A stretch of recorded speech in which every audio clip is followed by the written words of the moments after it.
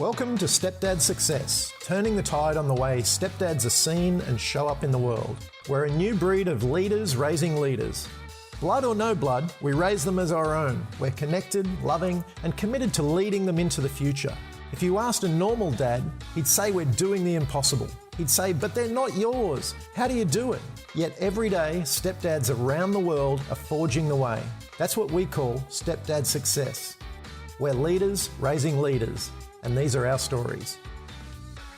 G'day, it's James Klobassa here from Stepdad Success, and today we've got another interview, and today we've got on the line Kevin M. Voisin, and I hope I'm saying that correctly, but Kevin is a father of 5 and an Ironman, a big world traveller, and also has an interesting background in marketing of seafood and also juices, lots of different stuff. We will dive deeper into Kevin's background, but he is also an avid coach of dads in a little bit of a different way to what I'm doing here at Stepdad Success, but we'll dive into that as well.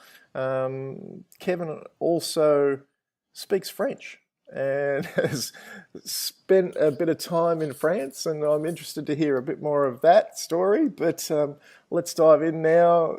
Kevin, welcome to the show, mate. Great to have you here, and looking forward to hearing a bit more of your story around parenting.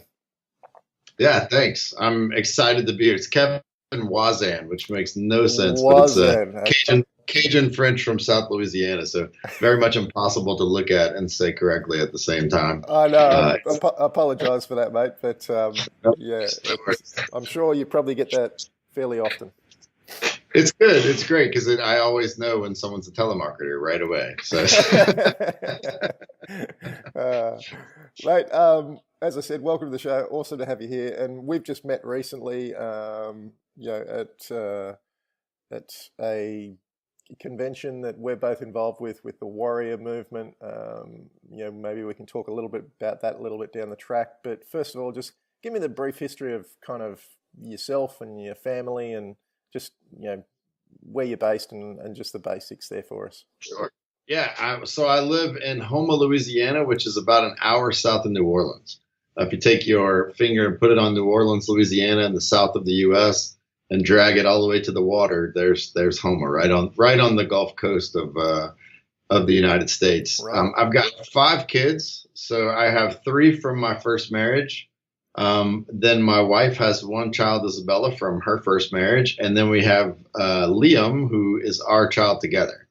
So we have his, hers, and ours. They make a nice little fist, with Liam being the opposing thumb and the DNA that unites us all. So it's really, right now, it's the summertime here, which is great because during the summer, all the kids live with me. And typically, I'm raising 5 kids in 3 school systems in 2 different states. So my ex moved to Houston, which is about a 6-hour drive away. And so we're managing this crazy life where we have a house there, a house here. Initially, my ex had was able to move to Austin, Texas. The worst mistake of my entire life, in the wake of our divorce, kind of part guilt and part complete overconfidence in what I could do as a human being. She wanted to move back with her family. Now, her family's 9 hours away. And I was just so completely overconfident. Oh, yeah, sure. Go ahead. No problem. I'll just fly out every other weekend, which was just... Wow. It's devastating. It's devastating to me now to look back at the man that I was, 8, 9 years ago and think, what a douche. Like, what, how could I forget that? Like, what was I thinking? Well, I can tell you immediately, she moved out 3 days later, after we signed that agreement. And I remember vividly walking back into the house, and she had packed everything. Even the food in the fridge was gone, everything. Even the stuff I was keeping, she packed it and moved it to a storage. So the house was completely empty. And when I walked in, I was shocked because I didn't know. I assumed that she would just pack her stuff and leave. And I dropped my ink pen. I had an ink pen in my hand. I dropped it. I remember it hit the ground, and I heard it echo in 2 completely separate places in the house. Wow. And And at that moment, I was like, oh, shit. Yeah, it's real. What? Yeah. So for the next 5 years, every other weekend, I drove 18 hours round trip to see the kids, which really sucked because I was sure I could just fly out every other weekend, but it turned out there was no direct flight. And in order to fly was going to take a 7-hour ordeal. And for 9 hours, I could actually have my own car and not have to worry about the airport. So Wow. you'd think you'd done a little bit of research if you were going to send your kids. But of course, who I was, just a different person. I functioned with the light that I had at the time. And it's been an amazing journey. So for 5 years, I drove 18 hours round trip every other weekend. They recently moved a lot closer, so it's only 12 hours round trip. But during the summers, we all live together in our home, which is a happy tornado of a time for us. So we're right in the middle of it. I'm loving it. Yeah, wow, that's amazing. That's some commitment there, Kevin. I have done a similar 12-hour driving stint for weekends on end, but totally for a different reason.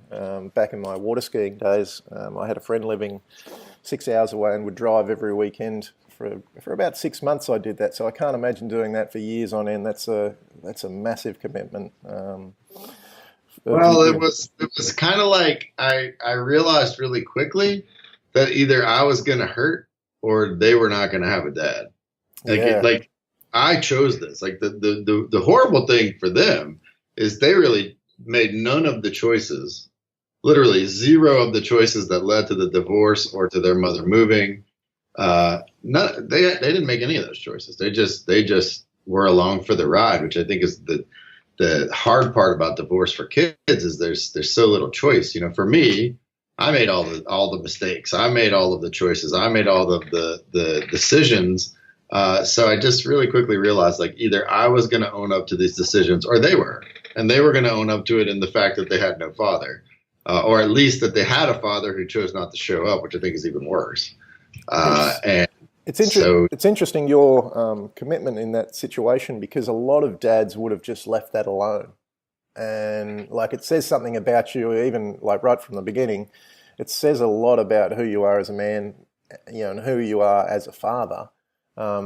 Because a lot of parents would want to do that and would think to do that, to think to stay in communication, but to do that week in, week out, the drive, the staying in communication, that's a totally different thing. So I commend you on that one. That's a massive effort, really, because you hear of dads just drifting away, and they may have good intention at the start, but that's a big effort. But I know why they do, and that's the crazy thing is the only way I could have done this is to be in that same place and just make a different choice, right? Like, so sure. I get it. I know why dads disappear because it fucking hurts. Like It hurts to drive, many, many times in the beginning, like the first year, especially our divorce decree was very poorly written. It basically just said, well, we'll agree to when I can visit. Mm-hmm. And her thinking I'll never actually come because it's 18 hours round trip. Me thinking I'll be there every other weekend. Well, we'll just agree. So in the first year, 6, 7, 8 times I drove all the way there knowing she wasn't going to give me the kids. Literally knowing, like halfway there, she's telling me, you're not getting the kids. I don't agree. And me making the decision, well, you know what? I need them to know I showed up, because it doesn't really matter. Like if she won't give them to me, that's on her. But if I don't even show up, that's on me. And so that when I started to make those leaps, that was when everything changed for me and my kids, because I realized my relationship with my children is mine. Like no one can take that. Sure. The only way anyone else will suck into the role. Now, what's really strange is not strange, but unique about me is on the other side of things, Isabella, who's my wife's daughter from a previous marriage. Her father has very little contact. He picks her up and then drops her off at her grandmother's. They have a very shallow relationship. So I've really sucked into a father role with her. And so I've seen why that happens. And it's because there's such a vacuum on the other side. Sure. I could never, obviously no one can take away my relationship with my kids. But I'll tell you, I'm sure there's guys listening to this who've let their kids go. I know why. I get it because it's an ugly demon to face over and over and over and over again. But at the end of the day, 8 years into this, man, thank God I did, because I just have an incredible family and an incredible relationship with my kids because of that effort, because you add that effort up over time and they cannot. My kids know in a way most kids don't, that they matter to their dad. Yeah, I can totally see that. Kevin, I'm closer to them now than when they lived 2 doors down. That's the crazy thing, James, is is the idea that when I lived in the same house with them, I took them so much for granted. Yep. That they were nearly completely fatherless, because me and their mom were we had a bad marriage. We were a bad fit. And my reaction to that was just go to work. Yeah. And so I remember that 2 months before we got divorced, I spent 28 days out of 30 in a hotel, Wow. And so I was like non-existent to my kids, and I was making money. But here's the thing. So all of a sudden they moved 9 hours away and they get a dad. Like, how? That's crazy. It's good. Like, I'm happy. At least they end up with a dad at the end. But man, how much easier would it have been to just walk down the fucking hall? Just walk down the hall. Yeah. And take those 5 minutes every day. Because that's what I miss now, is just that being able to take those 5-10 minutes every day. Because that's really how you build that relationship. Yeah, true. Very true. So tell us a little bit about, like, what was your upbringing, and, how were your parents? Is there kind of overlap in the way that you were brought up to what kind of happened with your first wife and that sort of thing? Sure. So I had an interesting upbringing. My parents, both of their parents divorced. So they got together, decided they would never divorce, married very, very young. My mother was 17. Yeah. My dad was, 4 years. So my dad was 21. My mom was 17. Accidentally got pregnant from me. Yep. So my mom graduated high school, had me, got married all in the same year. Right. So all in the same 6 period. Then she went on to have 5 kids. I'm the oldest of 5 kids. My dad was a businessman. He dealt with conflict in the home by going to work. My mother was very abusive. Grew up with an abusive mother, emotionally abusive. And just, it's funny. I wouldn't have thought I would have talked about this, but her mother abandoned her. When she was 4 years old, her mom disappeared. They thought she might have drowned in the swamp. They thought that maybe at the time they had outhouses, right? Like they didn't have central plumbing. So they thought maybe she went out to the outhouse and either got lost in the swamp or maybe an alligator took her. Wow. So they drugged the swamp, and then it turned out she had just run away. Like, she didn't know how to deal with a bad marriage herself and had just abandoned her. That left my mom in a crazy place, and she was eventually at 5 years old raped by one of her uncles. This uncle was about 14 at the time. When I hit puberty, I looked exactly like this uncle. I mean, to the point that I've seen pictures of him next to pictures of me, and it's like I'm seeing myself. Like, it's crazy. Wow. So it triggered this for me. My mother didn't hug me from 12 years old to 19. And that was normal to me. It was a very abusive situation. On the other side, though, my dad saw all of this happening in an imperfect way. He didn't know how to stop it, and he became this kind of buffering, compensating figure in my life. He invested a tremendous amount in me. I think looking back, he saw what was happening and just couldn't decode it all. Couldn't figure out, it made no sense the way my mom was treating me, but he loved her, and he didn't know how to make sense of it. So he would bring me to work a lot. He was always the balancing factor in my life. So I had a fantastic example of what it was to be a dad, except for the fact that he allowed a lot of abuse to happen when he wasn't around. But I can't, at this point, he passed away about 3 years ago, kind of made peace with that. But, I grew up with parents who would not divorce, would not. Yeah. It didn't matter. Some of the stuff that happened, most couples would have broken, and both of their parents had divorced. They said, we'll never do it. And I saw a lot of damage because they wouldn't, truthfully, because they didn't have that option. So I've come a long way in seeing that for certain couples, divorce is a great thing. Even for the kids, it can be great in certain situations. Other situations, it can be terrible. There's always pain. There's always damage, but honestly, that's true in just about anyone's life, not just a divorce law. Yeah, true. And it's interesting. You're exactly right there. I mean, for certain people, divorce is the best thing, and we know of that through the group that we're involved in with, Warrior, and some of the guys there, they survive that time and they rebuild marriages, and others simply have to part ways. And I think it's a good way to look at it, as long as you're committed to it for the right reasons.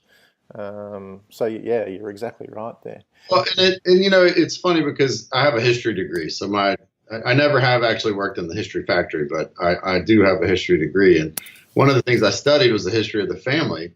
And one of the things you'll hear tossed around all the time is how much higher the divorce rate is now than it used to be. But the truth is, in the Middle Ages, if you got to be 60 years old, you had on average 4 marriages, but they weren't divorces because everybody died. Like every 10 years, one of the spouses would die.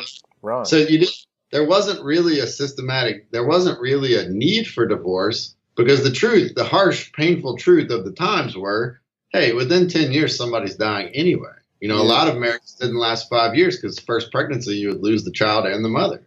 Right. And then we marry again, and then we marry again. So the truth is, most adults were going through many, many relationships. So yeah, of course you had a lot lower divorce rate because people died. There was the kind of built-in into a lot of relationships that happened much quicker than we have today. And I think today, thank God for modern medicine, we have the option of saying, is it really worth this 30 more years of suffering?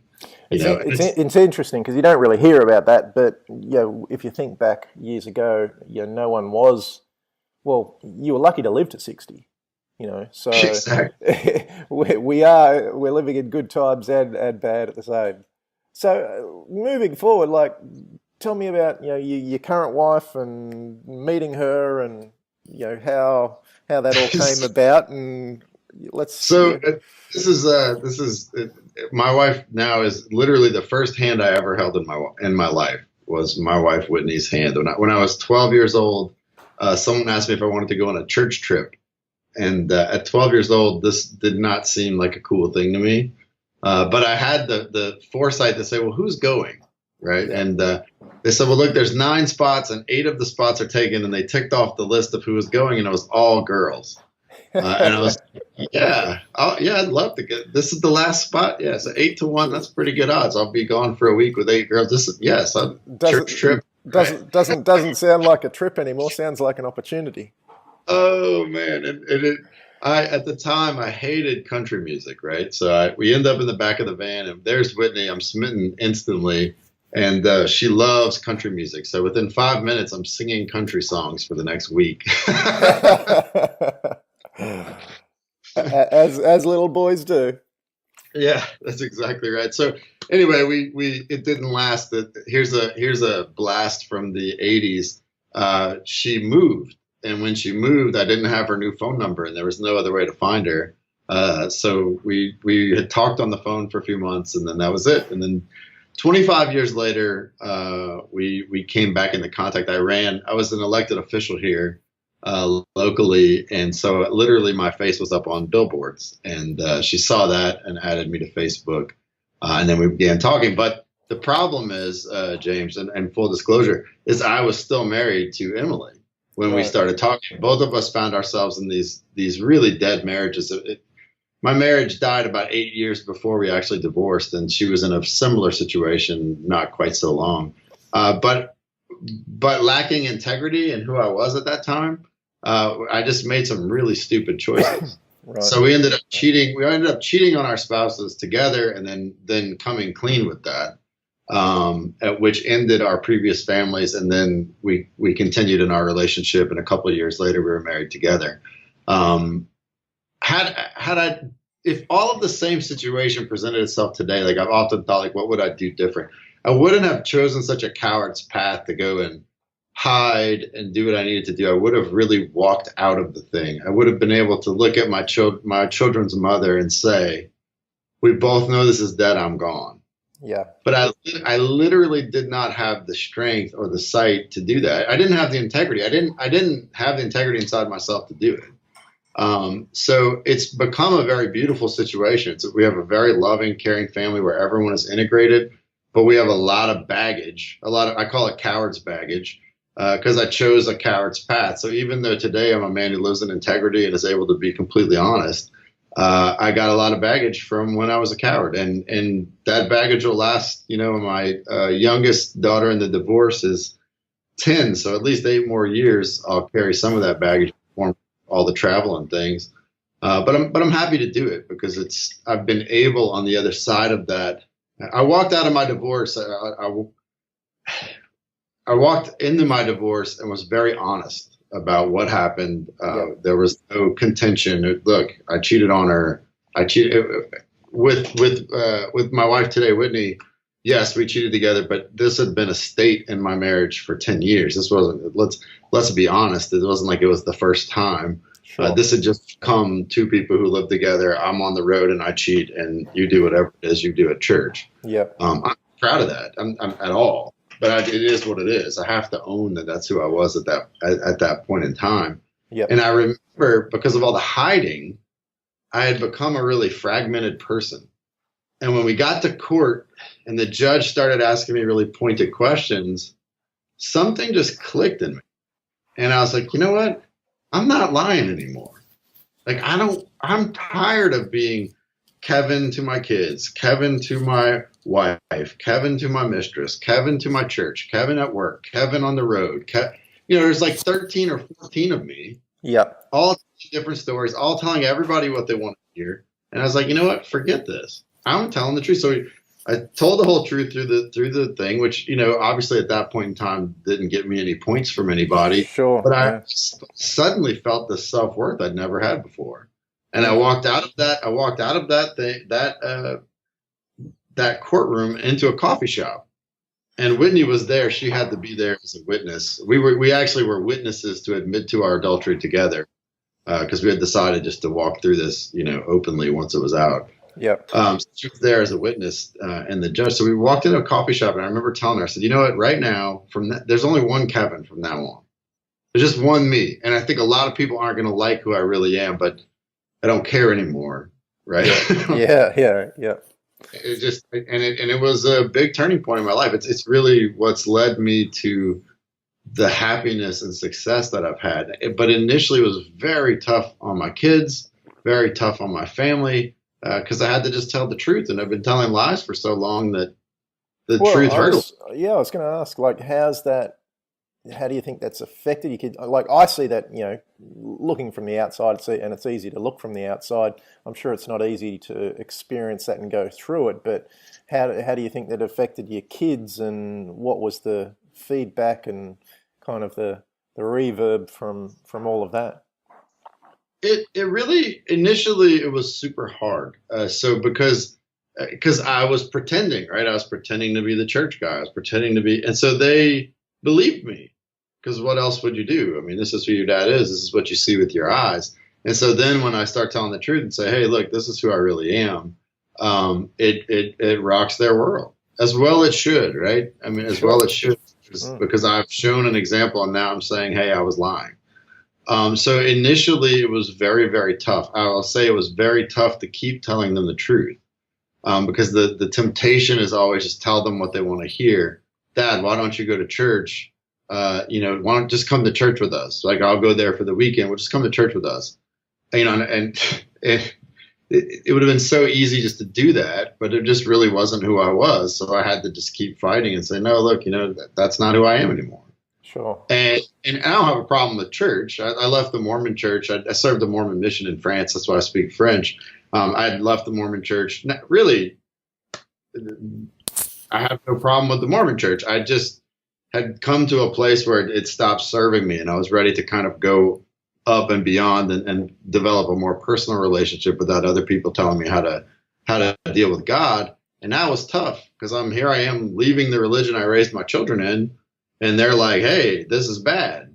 You taught us that. Yeah. And me in a situation of to be in integrity, you have to contradict them and say, well, I don't think so anymore. but I'm okay that you think that. I'm okay for you to have your beliefs. And I think it's been a slow process for me to realize that, like, there's my ex-wife's story, there's my story, and then the kids have to have their own story. And I think at first there was a lot of pulling between, is dad right or is mom right?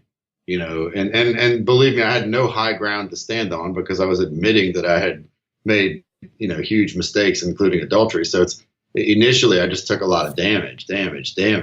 But what started to happen is, because I had integrity, because I kept telling the truth, the relationship started to grow. And today I have a much more trusting relationship with the kids than their mom or than anybody else in their life, because I've just consistently told them the truth, and I've told them the truth when it really wasn't to my advantage, and they see that now that they're older. Yeah. You know, when they were 11, they didn't understand that, but now, you know, my oldest is 17, and she gets it now. She sees. She's got new eyes. You know, I think kids. Go ahead. Yeah. I was just going to say, I think it's a massive point, because and I know that there's people out there that are, you know, living like yourself and telling the truth, but I think the lying in today's world is at an all-time high, and everyone is posturing and trying to look good and hiding the truth, and, you know, it's a massive problem, as you know, as we know. But I think a lot of that goes hidden, and a lot of that goes hidden because people aren't willing to expose themselves and, you know, just go through the motions of, like you say, continuing to show up daily and telling the truth. It's not as easy as it sounds, but everyone likes to think they're telling the truth, but there's little white lies, there's all sorts of things going on, and it lays down a pretty flimsy foundation. And like you say now, you know, after years of telling the truth, your kids now have a solid foundation to walk on as well, and that'll follow through into their lives. I think it's admirable, but because there's simply not enough people doing it. Well, and it's the social media effect, right? Like, we filter everything, right? There's a filter on everything, and that it starts with pictures. It starts with what we present. You know, if you look at social media, you know, people are typically having the best day of their life or the worst, and there's not much in between. You know, you get these mostly highlights and then a few negative things. You know, you kind of have your friends. You know, the friends are going to be negative all the time, and the ones that are going to be highlight reels all the time. But the truth is, most of our life is kind of in between those things. And I've learned with my kids, it just doesn't serve me. How hard is it to tell your son you're not going to be at his first soccer game? Dad, my first game is this weekend. Can you make it? And the answer is no. He's 9 hours away. I've got a business meeting to get to in Boston or wherever. I'm not going to make it. Yep. But man, the temptation in that moment, the temptation is so strong to say, I'll try, or let's see, or, maybe, you know, hey, or, maybe. Yeah. And man, that maybe, what I don't think most dads see, because it seems, hey, I said maybe, that means also it could have been no, is that maybe creates this hope inside of your kid that will get ripped out like an 8-pronged fish hook when you don't show up. Because it gives them hope, because all they want to see is you there. Yeah. All they want to see is you there. And I learned early on to just say, Mike, no, I'll say, I really want to tell you yes, but the truth is I'm not going to make it, but I'll be there the next weekend for your next game. Right. You know, does that hurt them? Yeah. It gives them a little bruise, but it's a lot better than that. They find out by you not showing up, pain, you know, and I think another thing, and I read this, there's a great book, The Unexpected Legacy of Divorce. It's like I think at a point it was 25 years. I'm sure it's on 35 or 30 or 35 year study where they studied families, of families that were near divorce, and, you know, half the families got divorced, half the families didn't. And they followed the kids for 25, 30 years and look at, you know, what are the differences? If you get the chance, Unexpected Legacy of Divorce, fantastic book. Sure. Okay. One of the things I learned in that book that I'm so glad I read it right when I got divorced, and at this point, anyone I know who's getting divorced, I usually send them a copy, because it's very much written from the children's perspective, is as an adult, we experience a divorce one time. I know what happened. You know, my ex-wife knows what happened. And that's pretty much stayed the same. Like I know I'll hit different levels of awareness, and I see different truths about myself and my part in making things go bad now. But fundamentally, my perception and reality about our divorce has been the same since it happened. I mean, I was 33 or 32 when it happened. I'm 42 today. Fundamentally, pretty much the same thing. For my kids, every level of development that they go through, they re-experience the divorce. Sure. So my youngest was man, she was 10. She was 3 or 4 when we divorced. Now she's 10, and she's an incredibly smart 10 because, of course, none of the other kids cut her any slack just because she's young. I've seen her experience the divorce 8, 9 times because as her mind opens and she gets older and she understands more about life, then she goes and relives it. Oh, wait, this is what happened. Oh, wait, this is what happened. And at first it's like, we got to learn to share. Okay, mom and dad didn't share. And then we got to be loyal to our friends. Wait a second, dad wasn't loyal to his friends. And as she grows, so I've become very comfortable with having the conversation with them over and over 2, 3 times a year. Hey, you want to talk about this? Let's talk about anything you want to know. I'm going to be open with you. You're not going to be in any trouble. Is there anything you don't understand now? And I'm seeing my 17-year-old now start to set her adult concept of what happened. And I don't have that conversation near as much with her as I do with my 10-year-old, but giving my child the space, she's going to experience that divorce at every level of growth until she's an adult. Yeah. And then it'll stabilize.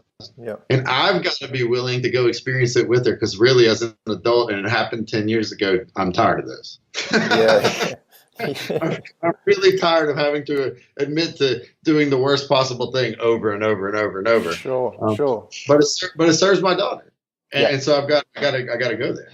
Yeah. So, and just, on that, you've obviously got a big family. There's lots of dynamics in between all the connections there. And, what are your thoughts on being a dad, being a stepdad? You've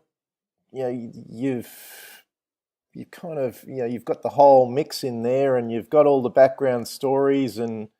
But what's it like for Kevin being a dad to, stepkids and your own kids? And what are your thoughts on just being a dad? So I think 2 main points come up. And number one, divorce although it breaks families, it actually grows families.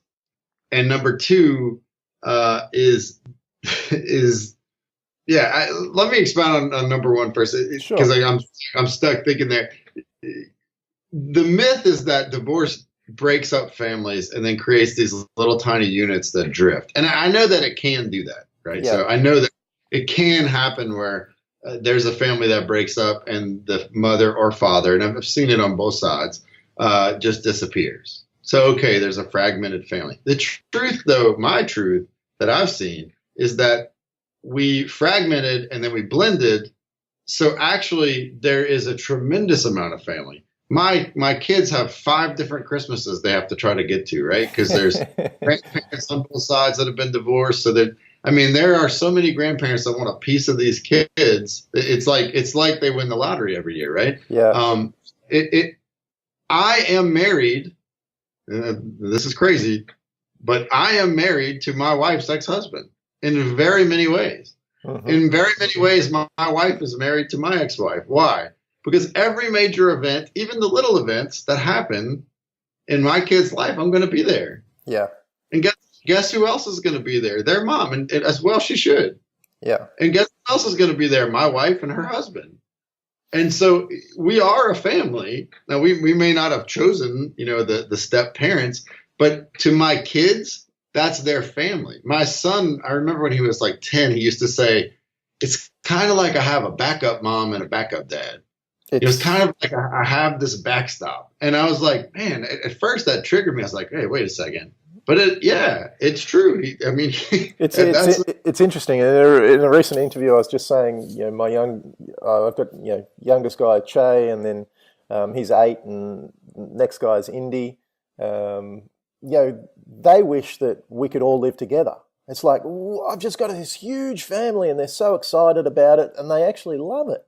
The kids are more flexible than the oldies, and like they're wishing we could get a big mansion and all just live together. And I personally, I would love that. I don't think my ex and her husband would like it. But personally, I get it. Like, in fact, the house next door to my ex-wife is for sale right now. And I always would joke with the kids, like, hey, if the house next door ever comes for sale, you need to talk to Dad. Maybe I'm going to move in. And man, how cool would that be? That they could, as children of divorce, still have access to either parent when they need us. It's an interesting thought. I mean, like when Indy says it, and he's a real feeler, you know, he's one of these kids, he's very loving and very feeling, touchy-feely. And like when he says that, it's like, wow, imagine like what would that create? Because he's fully invested in that. He's like, this is the way it should be. He doesn't even see any different. You know, they came into my life when they were quite young, so they don't have I don't think so much of the trauma of, you know, arguments and court cases and all that sort of stuff. So they see it as a great thing. They're like, yeah, like you say, Christmas time is a bonus. Yeah, there are a lot. We've explored so many times the negatives of divorce, and there are a lot. Divorce will rock your kids, period.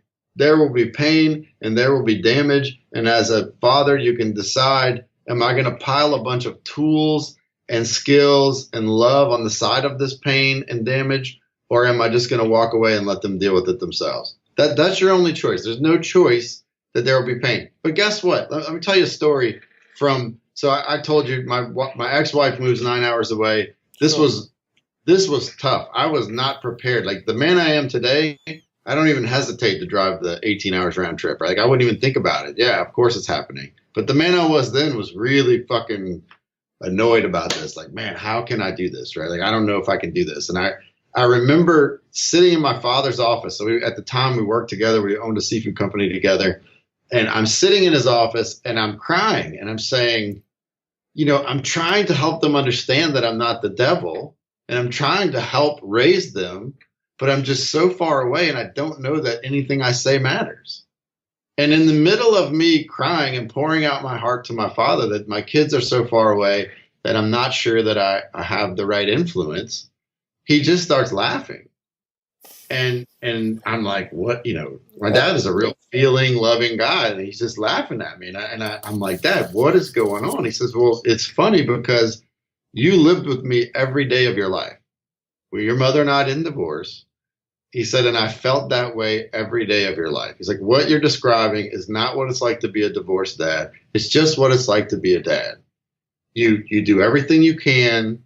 You try not to hurt them, but you do. And you just hope at the end of the day that it's enough. He's like, so what you're feeling is proof to me that you're a father, not that you're in some dire situation. It's like, really, all you can do as a parent is show up, care, and try.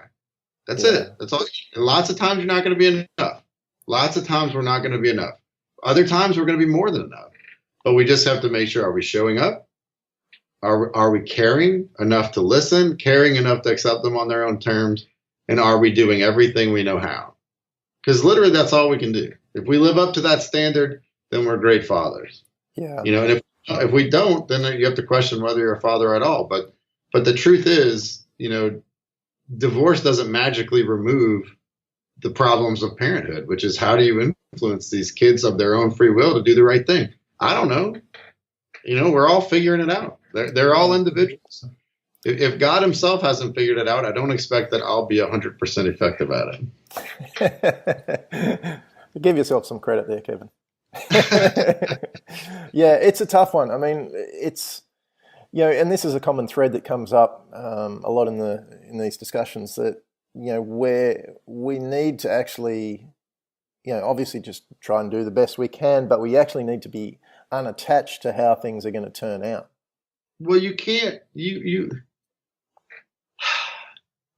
if we get too attached to how things are going to turn out, what happens is the same thing that happens to parents who don't divorce, is we start playing this game where we are controlling the lives of our children. Yeah. And that is just a dangerous, ugly, as someone who grew up abused by an emotionally abusive, controlling person, it doesn't work. It can't work. When we start to allow them to have their own opinions and to raise them, and hey, look, I get it. Like my 2-year-old reminds me that there are times when I have to physically grab him, or he would run out in front of a truck and get run over. So it's okay for me to control him at that moment. It's a lot better than him getting run over, right? I get it.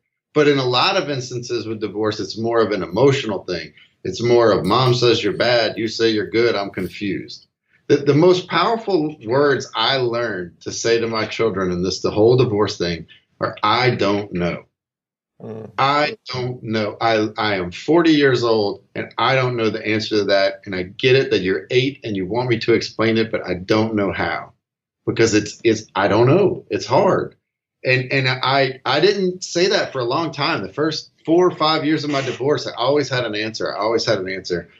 And I remember we had this conflict one time about, I was in Texas with the kids. Their mom wanted them back. And so it had turned into this big, as these things can do, this big legal drama. And she's threatening to have the cops called and the kids are afraid. And I'm like, guys, it's not like I'm stealing you. Your mom just wants you back an hour earlier. She's just trying to she's just being dramatic. But, kid hears the mom say, I'm going to send the cops over. That's pretty dramatic stuff. Yeah. Yeah. I remember reaching out to some of my friends, in fact, some of my brothers in Warrior, reaching out on a Vox, which is like a phone call, saying, I don't know what to do. I made a video crying and just saying, I don't know what to do, because I feel like I'm right. I see her point.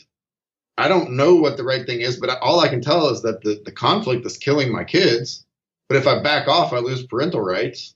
But if I keep pushing forward, it's going to hurt them. Yeah. And I came back so I'd gone on a jog. My wife now was with the kids. I'd gone on a jog and made this video, and I came back to talk to the kids about what we were going to do with the situation. And I remember just playing them the video because I didn't know what else to do. The video of me crying, saying, I don't get it. I don't know what to do. And then they were all crying. And I said, you know what, guys? I'm glad that your mom and I are fighting like this. And they were very puzzled. And I said, because the truth is there's thousands of homes all across the world where nobody fights about custody because one parent or the other or both don't care. So this is evidence that we both really love you and both really want to have you around. But the truth is, I don't know how to solve it. So what do you guys think? And then they got involved in the process. And it really, their thing was, we don't know either, but it would be a lot more comfortable if we could just go with mom when she wants. But you need to know that we love you, Dad. Okay, man, I just heard my kids look me in the eye crying, saying, we love you. We just want to do this to keep peace. Yeah. That was easy. Yeah. It's easy, but that doesn't come unless I'm willing to tell my kids, I don't know. I don't have all the answers. I wish I did. It's interesting because, like you say, like a lot of people, and this comes back to the truth element, that a lot of people simply can't have these conversations. And the fact that you can make a video for your buddies and kind of go, you know what, the kids actually need to see me being real. And, if there was more of that, I think there would be less fighting overall and probably less divorces. But as we know, it's probably not going to change overnight. But it's funny how such a little thing, which is actually a huge thing, could shift a lot of this kind of the negative, the fighting, the upset, the separation, all of that in one foul swoop. Well, I think that it's so often as men, we show the anger that comes on the backside of the exposure, of the vulnerability of this woman has figured out a way to take my kids from me. And I'm going to come back to that because there's so many wrong things in what I just said, but that's the feeling we have, right?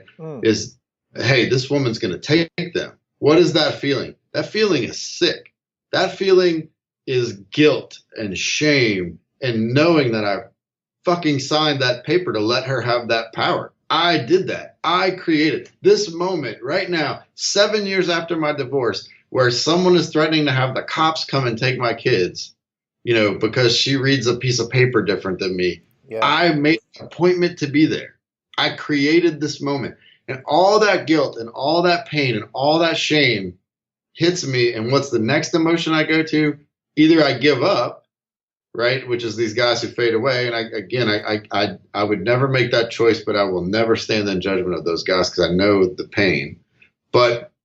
Or I get angry.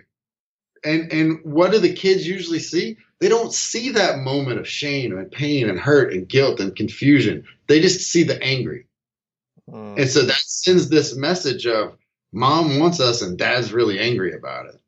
And so as I started to try, and I wish I was perfect at this, right? I'm not. But to show them that moment before the angry, there have been times, I remember, anyway, there have been times with my son where he's gotten angry for me. I show the vulnerability, and then he wants to go fight his mom. Like, whoa, she just loves you. She's just like me, making mistakes. I've made a ton of mistakes. She's making mistakes. Slow down. Other times she's wanted to punch me. But one of the problems is as dads is we have that feeling though of someone's taking our kids away. And moms have it too. It's just in our society today, at least in America, usually the kids land with the mom, kind of by default. But that's such a bad way to think about it. She's taking my kids. What are they? Property? Like they're like a bag. Then she gets to have them and you get to have them. Like it seems little. It seems like, but man, just that little thing. She took my kids, or she gets the kids, or I have the kids. No, you gotta crush that out of your vocabulary and start saying I get to be in their life and I get to have the kids here, right? Like so subtle. She took the kids. The truth is no one can take my relationship with my children. I'm gonna either show up or not. Now, like I said, for a long time I would show up all the way to Austin, so a 9-hour drive one way, and then no, you're not having the kids. But my kids saw me at the door. I mean, there were several times I slept in my car. I didn't have the money. I didn't have the money to get a hotel in, and I'm sleeping in my car out front.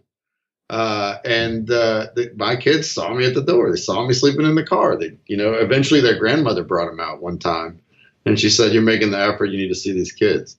It was cool. It was a beautiful moment for me.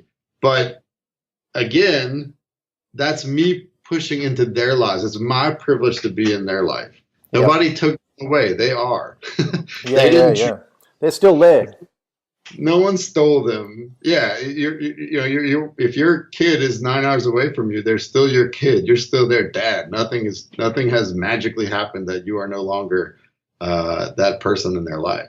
And tell me, Kevin, is your first wife, is she remarried or have a partner, or how does that dynamic work for you and the kids? And that can obviously be a bit of a spicy kind of topic at times, but how's it working with you? Yeah, she's remarried, and she remarried someone who has kind of taken the stance that he's like a third party to my kids, that they have a dad, and I mean, I'm a real big part of their lives. So and that's something I would say, like, no one can push you out of their lives. So if you put the effort to be there, you'll be there. And I feel for him because I'm sure I'm a feature in their house much more than he would be comfortable with, just for conversation. I'm very involved in their lives, even though I'm far away. I'm on the phone. I'm there every chance I get. I see him on FaceTime. I mean, I'm there as much as I can be. Yep. So it's been a little bit of a struggle. I would love for us to be friends. When they first got married, I remember emailing him and saying, "Hey, you're about to have a huge impact in my kids' lives, and I'd really like to just sit, like break bread. Let's just have lunch so I can know who you are, because I can help you a lot from this end and say he seems like a nice guy. But if I never meet you, it's very difficult to do that. I can't in integrity say anything about you if I don't know who you are." Now he's declined, and it's been, look, I get it. I'm the villain of the story of my ex-wife's life. Some of it I deserve. A lot of it I think has just kind of gotten glommed on since. And he wants to protect his wife. I get that. Yeah. I'm not going to judge him, but it's difficult. It could be, our kids' lives could be so much better if we could just get along. And that's what I will say on the other side. with Isabella's father, all the time we end up at school, and it's Dad's day at school, and it's me and Izzy and her and Randy, her dad. Right. And we joke about the bad food, and we both buy our library book or whatever it is that we're doing that day. And he doesn't like me. I mean, I cheated on his wife. Like I slept with his wife at the time. I mean, we're not great friends. I don't think he goes back and says what a great guy Kevin is, but we're both able to put that shit down for Isabella in that moment. And it makes a huge difference. Isabella has a lot more peace about where she belongs in the world because the two men in her life are able to just get along when she's around. Yeah. Tell me, you mentioned a story about, your stepdaughter calling you dad and you having to go to court. I don't know whether this is a good story or something or a bad story, but maybe if you can dive into that just while we're in that space. Yeah. No, that's perfect. So my stepdaughter Isabella calls me dad, and there's a couple reasons for that. Number one, her father, when she was born, didn't want to be called dad. He wanted to be called Papa. So she calls him Papa. That I had nothing to do with that. I was not around when she was born, and so that's just, she always called him Papa. She never called him dad. That's not what they wanted in their family. Right. So you have that situation, and then she comes into my house where there's now, before Liam was born, 4 kids. And in our family, 3 out of the 4 kids are calling me dad. You can imagine how left out she would feel if she had to call me Kevin or, Yeah. So just naturally, she starts to call me dad because she doesn't call her Papa that. He doesn't want to be called that. So that it's like a leftover name, right? Like I'm sure I would have had some other name. Had she called him dad her whole life, I think it would be really weird for her to call me dad. I would be uncomfortable with that. Yep. But based on the fact that she never did, it just got to be, and I'm not going to tell her, hey, you can't call me dad, but the other kids can. That's crazy. I don't want to create that division. Yeah. So we did it. We ended up, her ex took us to court. That was among other things. You know how it is with court. Like you never go for one thing. So one of the things that came up in court was that she called me dad, and we were just really open and honest about it. We got 4 kids. 3 of them call him dad. We're not forcing her to call me anything, but she doesn't call her Papa. Once the judge understood that he didn't want her to call him dad, then it was just kind of elementary. She's got a Papa, she's got a dad. That's what it is. Yeah. Now, the truth is, I've sucked into her life as a dad because there's a huge vacuum there. Yeah. And I feel sorry. I feel so sorry for Randy. I do, because he's missed an incredible childhood. He didn't invest, and he hasn't done what he could have. And he's really missed her childhood. She's 12 years old now, and she's one of these kids who's like 12 going on 23. And, she's a teenager now, and that's just a different time. It's less sweet for a parent. I mean, it's great for them because they'll transition into adulthood, but he really missed out on that. And I'm hoping at some point he'll figure it out, because, here's something that happened just a couple weeks ago. This is like, I think 3 weeks ago. Isabella came home from being with her Papa, and I ended up with her phone in my hand for some reason. And as soon as it was in my hand, she grabbed it really fast, like irrationally fast. Yeah. And then she gave it back to me like it was nothing. And you know how you are, at least for me, I'm like a feeling. I'm like, what just happened? Yeah. Oh, nothing. Right. So I'm looking through the phone. At this point now, I'm interested. I don't even know why I had her phone in my hand. So I'm looking through her phone, and I see that my name is listed as Kevin and not as dad, which is always what it's been in there. Mm-hmm. And I was like, hey, how come I'm Kevin? And then she just starts crying. It's like, oh shit, okay. Well, so I found out that for years, like for the whole time she's had this phone, anytime she's going back to her Papa's house, she changes my name to Kevin. Oh wow. Yeah. And changes his name to Dad. And then when she comes home, on the way home, she changes me because it hurts his feelings. Yeah, wow. She gets, because it, and so she's crying. I'm like, whoa, babe, look, I don't really care. Like, so I took her phone and I changed my name to Fred. I was like, just put me in as, I don't care. It doesn't matter. If you need to call me Kevin all the time, I don't care. I just need you to know that you can call, like, you have equal status to everyone else in this family. Yeah. With me. You're not less, more, different. You are my daughter just like everyone else. And as long as you know that, I don't care what you call me. It doesn't matter. Yeah. How are the siblings how do they all mix together? And you've obviously got a mixture, and like, are they? And kids are, like, this is what I've learned. We've me and my partner, we've been together 7 years, and the boys just it doesn't seem to faze them. They're just like very flexible, very forgiving, very sure, they, like I said, they love us all to live together and be one big happy family. How are your kids in that situation? Because there's a bit of a mix and it's a little bit different. They are some of the most tightly wound siblings I've ever known.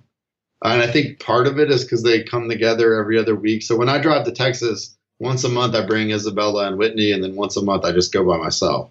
But they're always looking forward to seeing one another. Izzy and Elle are the closest in age. They text one another all the time. It's a very tight-knit family in a way that I didn't think possible when this all first started. When it first started, Whitney was the devil, and this is crazy, and you guys aren't really going to get married, and if you loved each other, you'd be married. And, this is, again, me telling my truth. We do love one another. We probably will be married, but not until it's the right time, which is a very uncomfortable thing to say to a 12-year-old who thinks if you're not married, you're going to hell. But so because we've stayed consistent, it's created an environment for them to be equals, and they are. And I think I've set the tone on this, and this is one thing that's really big to me. I probably a lot of people would disagree with this, but I really believe that men are better equipped for step parenthood out of the box. And that doesn't mean that there aren't terrible male step parents. Sure there are. But out of the box, the process for me to bond to Isabella and be a parent to her, who wasn't born to me, I met her when she was 4 years old, was really not that different than the other 4 kids who were born to me, and I was there at their birth. Because the truth is that they didn't grow up inside of me. I didn't have this magical bond that I've seen my ex-wife and wife had with our kids that I've often been jealous of. Like I don't know how to talk to a 2-month-old baby, but it's obvious when you watch a mother with a 2-month-old baby, there's a whole language going on that we don't participate in, not the same. Yeah. And so I think that's a huge advantage when it comes to being a step parent. It's easier for us to surrogate because biologically it's the same process. We're attaching to something outside of ourselves and deciding, making a choice to integrate. Where for my wife, and she's very integrated with the kids at this point, but it was a much harder process for her in the step parenting because, again, these 3 kids never were inside of her. She didn't have that bonding experience, and she missed it. And she didn't, I think with her own children, it was easy when things got negative to fall back on, hey, they're always going to be mine. Where with the step kid, that isn't necessarily true. And I think as a man, I kind of never have felt that way about my kids. I felt like I always had to fight that. I've always got to do something to be there. Well, it's interesting, that concept. For me, I've loved kids all my life. I've always been involved with my friends' kids, and always, just that. I grew up in a rough household, so maybe it's just the nurturing side of me, coming out or whatever that might be. But yeah, it's interesting you mentioned that. I know when I met Leonie, we were instantly, not so much connected with the kids, but I instantly felt that, they're blood almost, blood, or like I kind of say, well, blood or no blood, I'm going to love them as my own. And it's interesting you bring that up. You're right in that women are probably more biologically connected than actually we are as men. Yeah, and I don't mean it as a knock on anybody. It just, in other words, the physical process of being in this kid's life and forming a bond is exactly the same child for me, and for a woman who's not, it's not. It's a very different process that they go through biologically and for that 9-month period. And I think, again, when we talk about Fortress of Fathers and what it's all about, I think it's one of the reasons marriages have so much problem right after a child is born, is there's a lot of effort, and rightly so, thank God. I mean, thank God women have gotten empowered enough to really start to serve themselves. Women are living in power in a way they really never have. I went and saw even this silly Hollywood movie, Wonder Woman. I got a kind of a tear in my eye because I'm like, man, I live in a world where in a blockbuster Hollywood film, a man tells a woman what to do and she says, well, you're not in charge of me, and goes and does what she wants. That's pretty cool. Like that wouldn't have happened 100 years ago, right? No, like, well, probably not even 50 ago. Yeah, or maybe even 20. It wouldn't have been accepted the same way. But it now it doesn't mean that they didn't have power, but women are living in power, and I think it's scared men to the edges, because a lot of this power has come about with some what I think is negative language of, hey, we don't need men. Hey, we're better. I get it. Like after shedding, generations and generations of being down oppressed, yeah, you're going to have some attitude because that's how you got out of the oppression in the first place. But as men, I really wish we would have just stayed in our own power and said, hey, yeah, of course you're powerful like me. Let's move forward. But what we've kind of done is shrunk out. And so there's all these programs for women, just before a birth. You can go take Lamaze classes. You can take the what to expect when you're expecting class. You can take the tour of the hospital, and here's how you get prepped. But everything is woman focused, which is great. And I'm so happy these things exist. But what Fortress of Fathers is all about is creating something that's about the man and saying, hey, dummy, we get it. There's nothing that weighs 8 pounds growing inside of your stomach, but your life is changing every bit as much. And I think for some guys, it's a real shock. This baby comes out and bam, everything changes. If anybody who's been a parent, just that 3 months after a baby is born is just, it's like riding a bull, except for you're not on the bull, you're just tied to its leg, like your ankle. It's interesting because I'm not like, I don't have biological kids. I've only got my two step boys, and I don't have that experience, and I can imagine it. Like I hear a lot of parents talk about it, like it's and a lot of dads especially that are like, that first little bit, that first 3 months, that first 6 months, it's like nothing else. You have no idea. You always hear that. You have no idea what happens there. So I think my friends are like, well, how do I get ready for the baby? I'm like, well, you have a really nice sports car. Go dump jelly on the front seat and leave it there for a week. and they're like, that's crazy. I'm like, I'm telling you, that's when you have a kid, it's going to make sense because there's just so much weird stuff that's totally out of your control, but it's totally your responsibility to deal with it after the fact. And no one tells you about the weird negatives, Yeah. Oh, well, he's throwing up every hour. I remember I used to laugh in the hospital. Everything was normal. Oh, man, he's throwing up. Yeah, that's normal. He's running fever. Yeah, that's normal. Like, why did no one tell me this shit was normal before so I didn't have to get freaked out now? Yeah. Oh, that's funny. I felt like I could walk in and be like, hey, he's got blue spots and his hair is on fire. Yeah, that's normal. That happens a lot. Don't.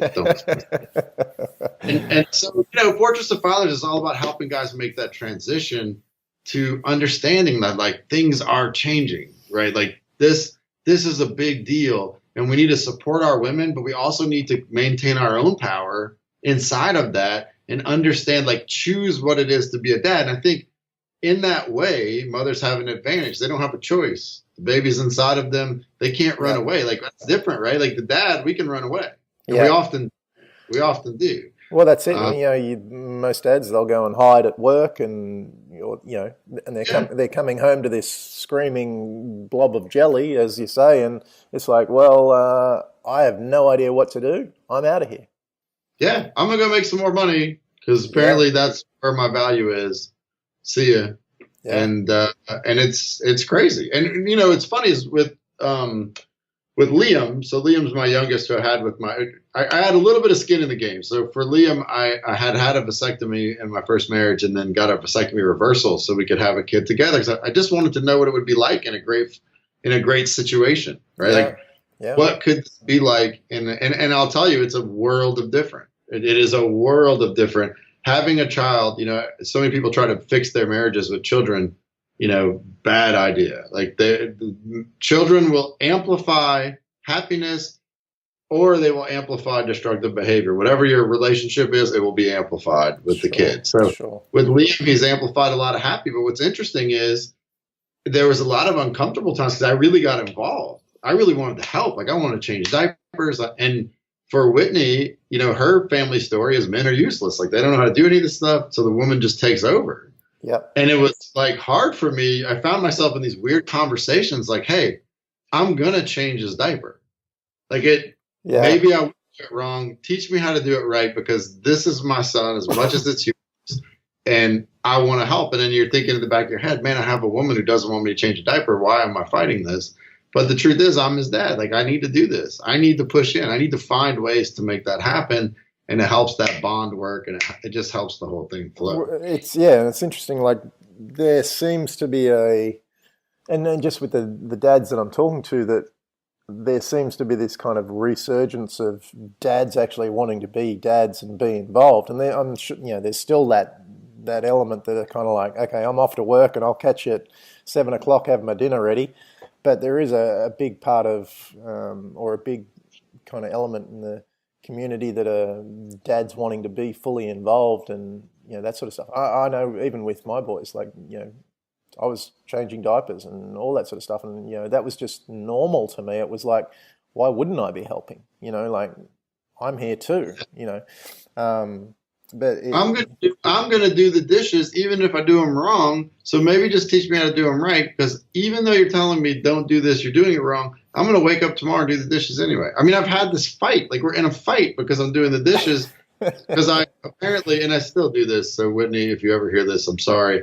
I just, when I get confused about where to put something, I just pick a spot because at least it's picked up, right? Which is probably not the best thing to do.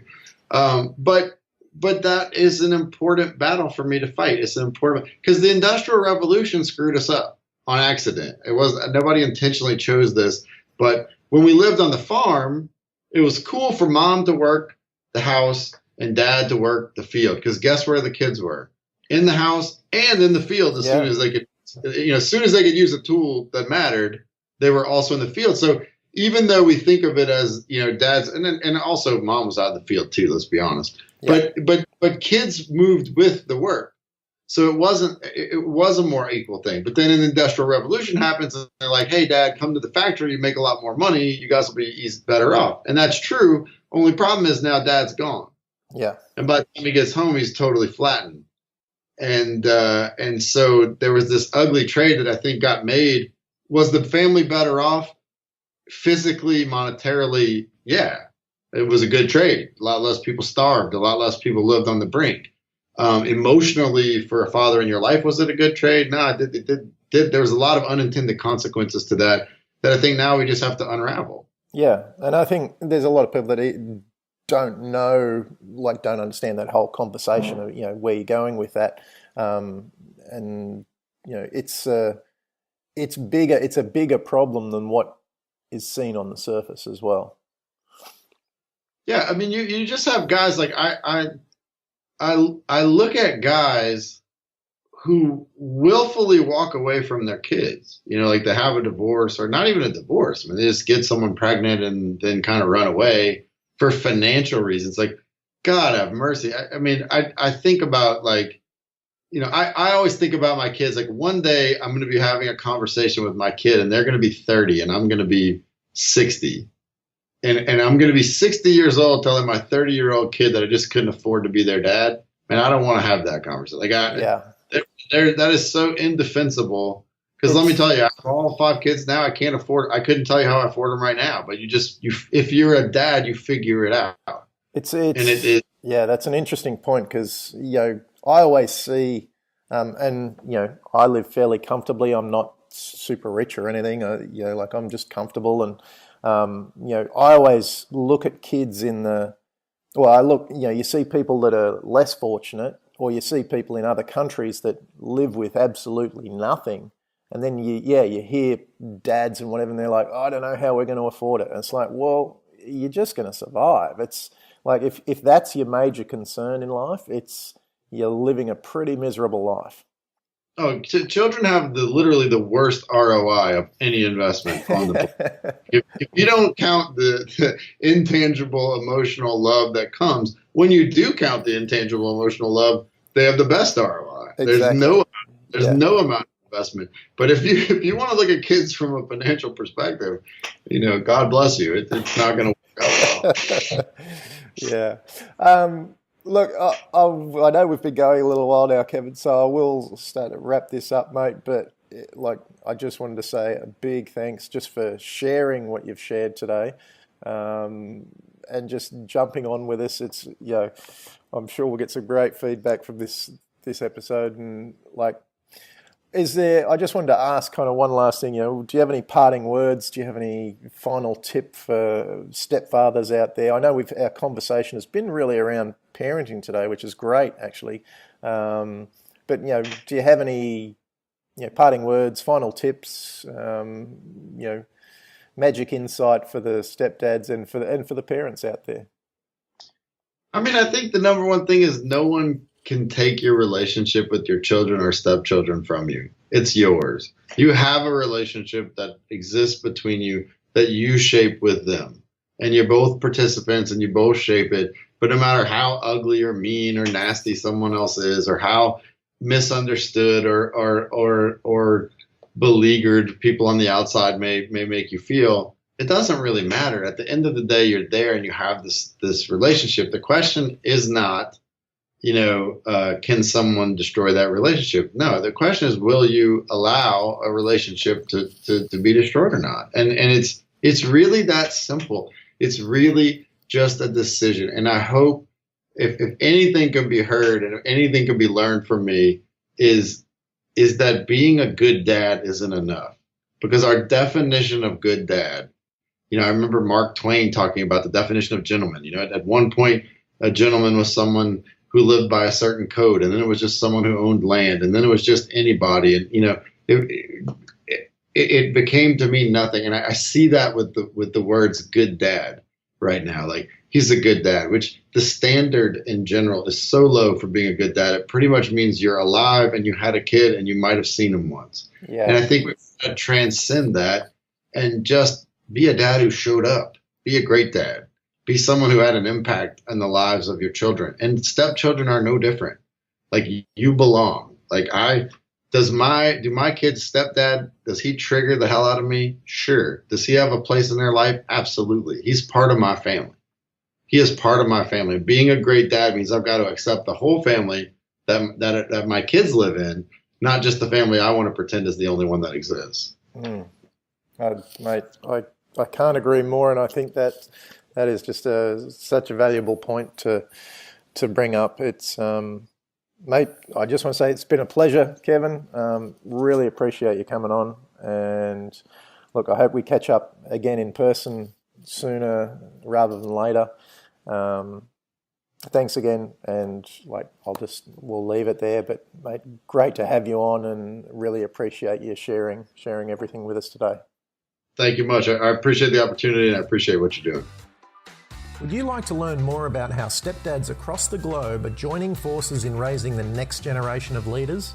Then head to www.stepdadsuccess.com and grab all the show notes plus a copy of the brand new tactical guide for creating more happiness, health, wealth, and wisdom as a stepdad. And if you liked the podcast, please share it with other stepdads you know and leave us a review on iTunes.